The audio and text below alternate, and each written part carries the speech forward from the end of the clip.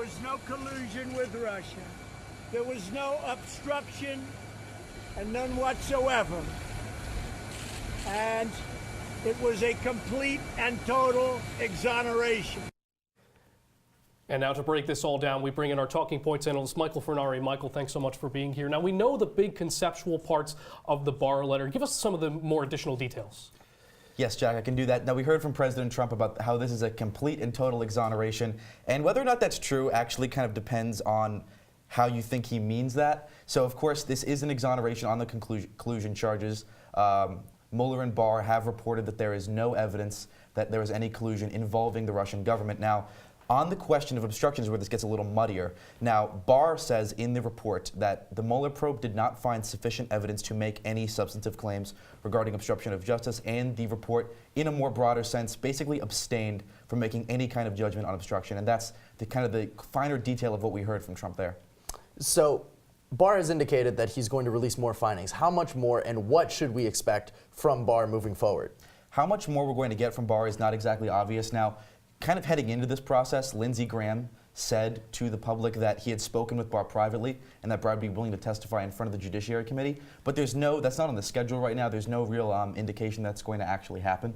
And of course, Mitch McConnell today, about half an hour ago, ended up blocking a move by Chuck Schumer to try and make it so that Barr would have to make the full report public. At this point, there's really no obvious indication that he's going to go either way. And Michael, lots of reactions on both sides. What have they been? Now, on the Democrat side, the reaction has mostly been to kind of call for the full release of the report and kind of deflect a little bit. A good example of this would be House Speaker Nancy Pelosi. She tweeted earlier in about a day or two ago about this, saying that the letter raises as many questions as it answers. It does not exonerate the president.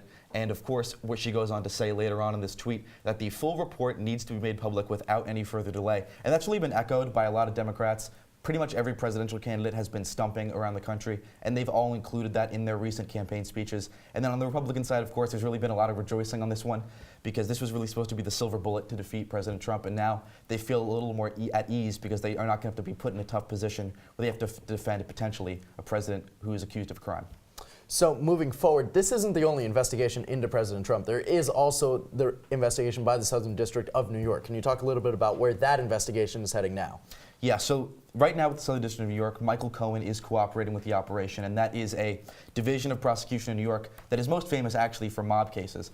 And so the fear, if you're President Trump, is that Michael Cohen, with providing so much information, is going to be able to link you to financial crimes, probably at some point in the last decade. It's not expected that it really has any link to Russia whatsoever, but there's no timetable for that wrapping up. And Michael, lastly, the political ramifications of this. There could be electoral ramifications to this. What might they be? Absolutely. Now, for the last 2 years or so, I think a lot of Democrats have really been hoping that this was going to be the thing that could bring President Trump down, and that instead of having to really deal with the issues in 2020, they would be able to point to this and be able to point to some kind of impeachment proceeding or point to some kind of impropriety. But now it seems like the 2020 campaign will be a little more focused on the issues with this off the table. And Michael, with the House Democrats' actions and words this past week, it's my sense that the House Democrats are not satisfied with this, and they will certainly keep pursuing action moving forward. Michael Furnari, thanks so much.